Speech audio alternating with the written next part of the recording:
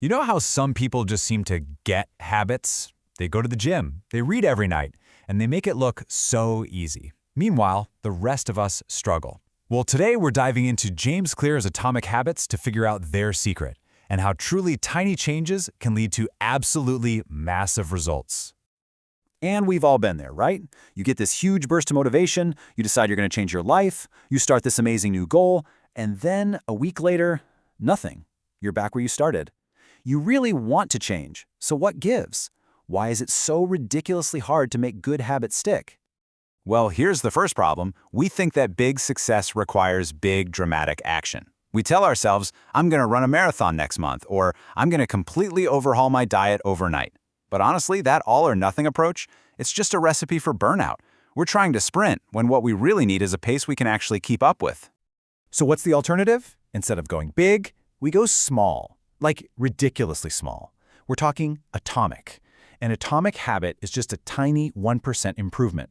It feels like nothing at all in the moment, but it's the real building block for incredible transformation. Now stick with me here, because the math on this is kind of wild. If you get just 1% better at something every single day for a year, you don't end up 365% better. No, because of compounding, you end up almost 38 times better. Seriously, that tiny, almost invisible daily effort snowballs into something huge.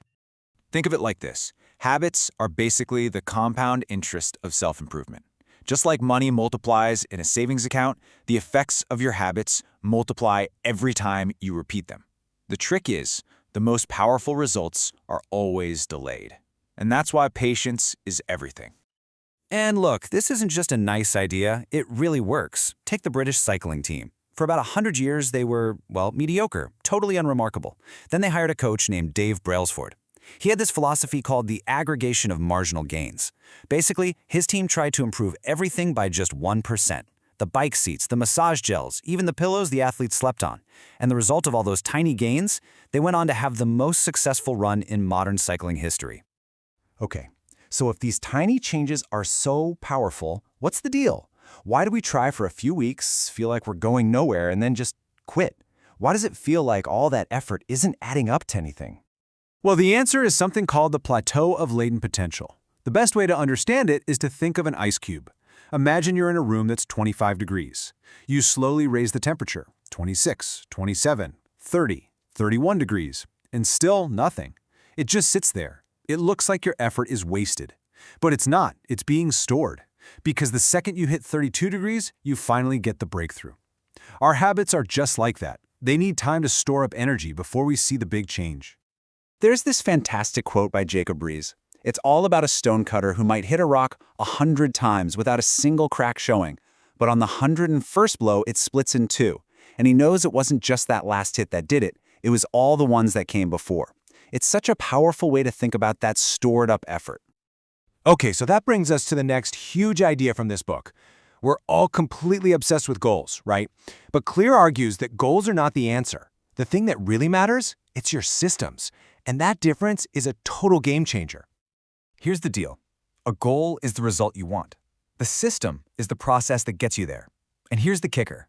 Winners and losers in almost any field often have the exact same goals. Every team wants to win the championship.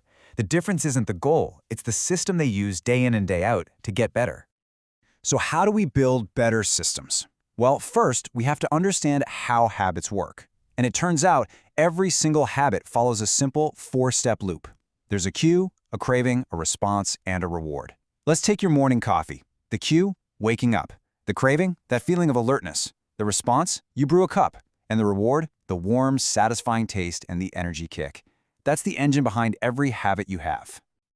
And once you know how the engine works, you can start to tinker with it.